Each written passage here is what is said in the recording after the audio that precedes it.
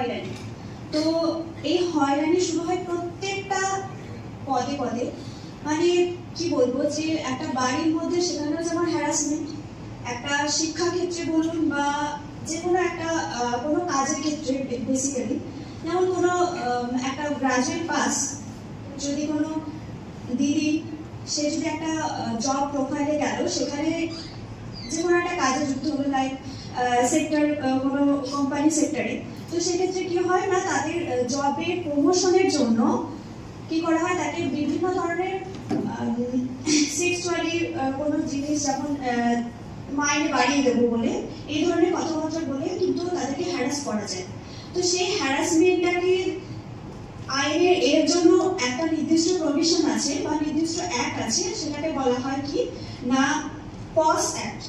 মানে হচ্ছে এটা কি, এই অ্যাক্টটা এমন একটা অ্যাক্ট, এখানে যদি কেউ কমপ্লেন্ট করে,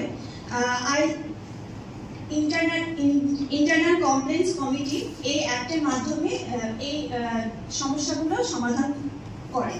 আর এই হ্যারাসমেন্ট না অনেক রকমের হয়, যেমন কি রকম হ্যারাসমেন্ট আমি বলি, মেন্টাল হ্যারাসমেন্ট হতে পারে, অ্যান্ড ওয়ার্ক প্লেস হ্যারাসমেন্ট, এবং আরও কিছু হ্যারাসমেন্ট কোয়েলিটি।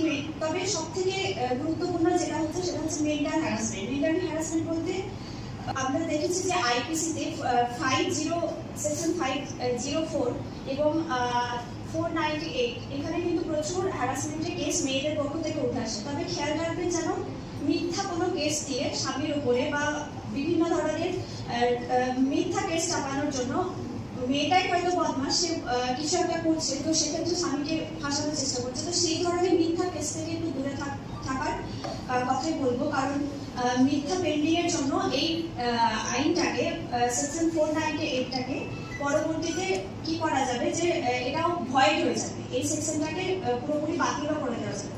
কিছু 377 যেমন হয়ে আছে আইপিসি সেকশনের ক্ষেত্রে। আর একটা কিছু কথা বলবো, যেমন অফেন্সিভ কোনো সাইবার, একটা ডিজিটাল, আজকের যুগ হয়ে গেছে ডিজিটাল যুগ, তো ডিজিটাল যুগের ক্ষেত্রে কি প্রবলেম হচ্ছে না, এখানে সাইবার ক্রাইম দিনের পর দিন বেড়ে যাচ্ছে। তো সেক্ষেত্রে সাইবার ক্রাইম বেড়ে যাওয়ার ফলে কি, বুলিং, স্টকিং, সাইবার স্টকিং কি, সেটা হচ্ছে একটা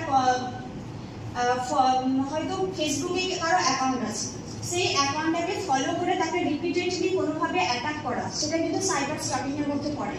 তো সাইবার স্টকিং এর ক্ষেত্রে কি করা যায়, সেটাকে রিপোর্ট, একটা অপশন আছে, সেটাকে আপনারা রিপোর্ট করতে পারবেন।